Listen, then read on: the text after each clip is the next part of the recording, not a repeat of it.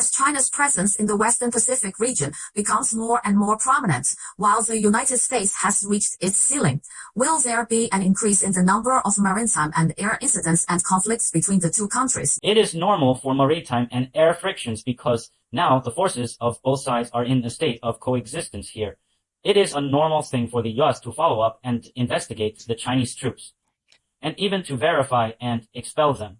That is to say, every day in the South China Sea and the East China Sea, I think there are more than 10 sea and air encounters between the Chinese and American militaries. But unlike the media exposure, most encounters are professional and safe. However, the US military also revealed that we have intercepted them, but that only happens when they move close to the territorial waters and airspace that belongs to our mainland. As you said earlier, it enters the 12 nautical miles of the Spratly Islands controlled by China in 2018. So China definitely should take measures to drive it away.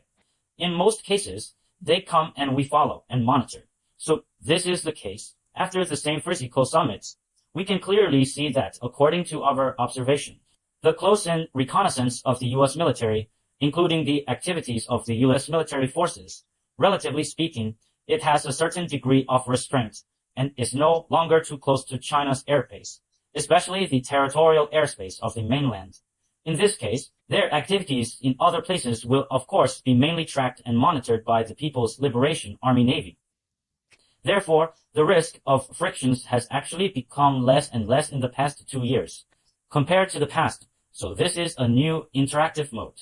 After Trump came to power, the mode of interaction continued, although trade friction were fierce. And now there is a truce.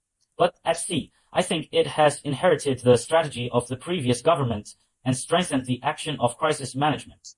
There is a certain amount of self-restraint, because both armies are operating in this place.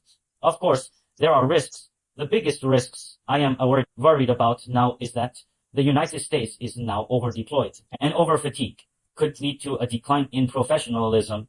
It will increase the risk of friction with the Chinese military. From China's point of view, I think, on the one hand, I hope that the strength of the United States will decline. But on the other hand, from the operational level, we don't want it to fall too fast.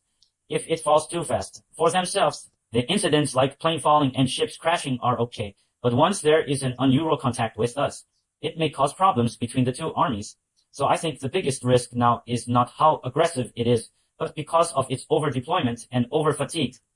As the result, the frontline troops may have some abnormal operations. I think this is what we should pay more attention to.